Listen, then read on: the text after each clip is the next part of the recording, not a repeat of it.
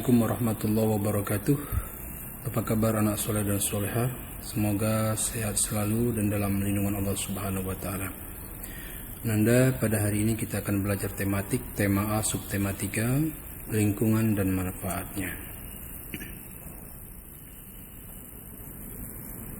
Pada pembelajaran ini kita akan belajar PKN, membahas tentang menjelaskan penerapan nilai-nilai Pancasila dalam kehidupan sehari-hari.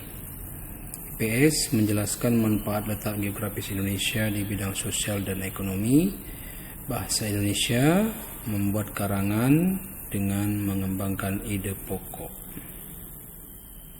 Pelajaran PKN menjelaskan penerapan nilai-nilai Pancasila dalam kehidupan sehari-hari.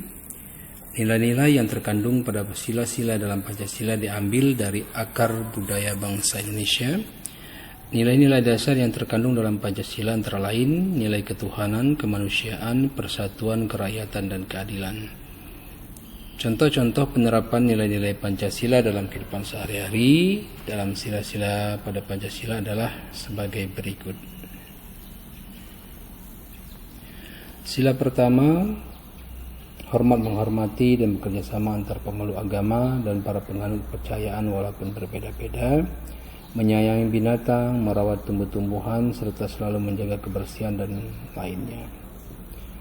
Sila kedua, mengakui persamaan derajat, hak, serta kewajiban antara sesama manusia, saling mencintai dan menghormati sesama manusia. Sila ketiga, menempatkan persatuan kesatuan serta kepentingan bangsa atau negara di atas kepentingan pribadi ataupun golongannya, dan rela berkorban demi kepentingan bangsa.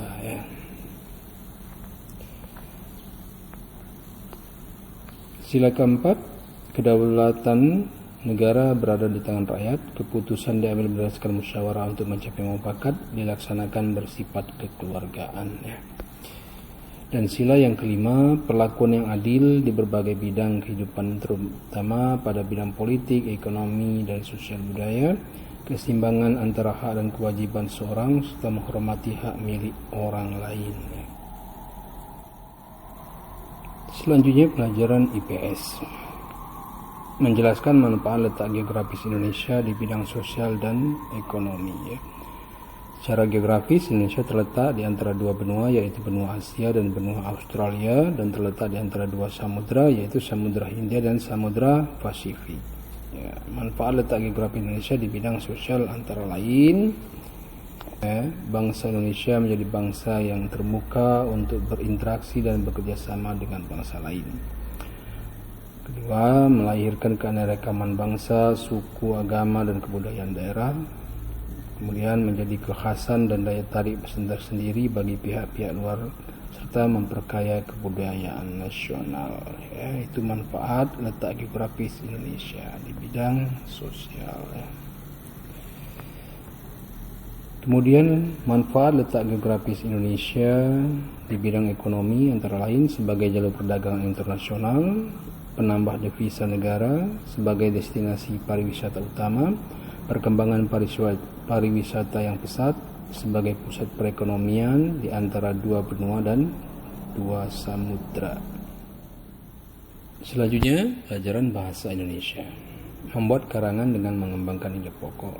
Karangan adalah sebuah karya tulis yang mengungkapkan pikiran atau gagasan pengarang dalam suatu kesatuan yang utuh. Langkah-langkah membuat karangan antara lain menentukan tema karangan, mengumpulkan ide atau bahan karangan, menyusun kerangka karangan, mengembangkan kerangka karangan menjadi karangan yang sebenarnya, memberi nama karangan atau judul karangan. Jenis-jenis karangan. Jenis karangan berdasarkan sifatnya. Karangan fiksi merupakan jenis karangan berdasarkan sifatnya yang ditulis berdasarkan sisi imajinatif pengarang. Kedua, karangan non-fiksi merupakan jenis karangan yang termasuk berdasarkan sifatnya karena ditulis berdasarkan fakta atau kejadian yang benar-benar terjadi.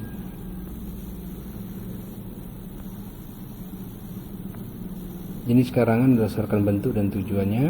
Pertama, karangan deskripsi, kedua, karangan narasi, tiga, karangan eksposisi, empat, karangan argumentasi, dan kelima, karangan persuasi.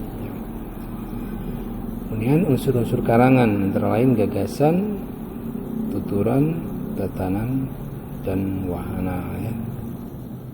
Nah, demikian materi kita pada hari ini ya. Untuk penugasan, Anda bisa mengerjakan latihan di modul pada halaman 62 ya. Demikian saja yang bisa disampaikan pada kesempatan ini. Semoga bermanfaat. Akhirul kalam. Assalamualaikum warahmatullahi wabarakatuh.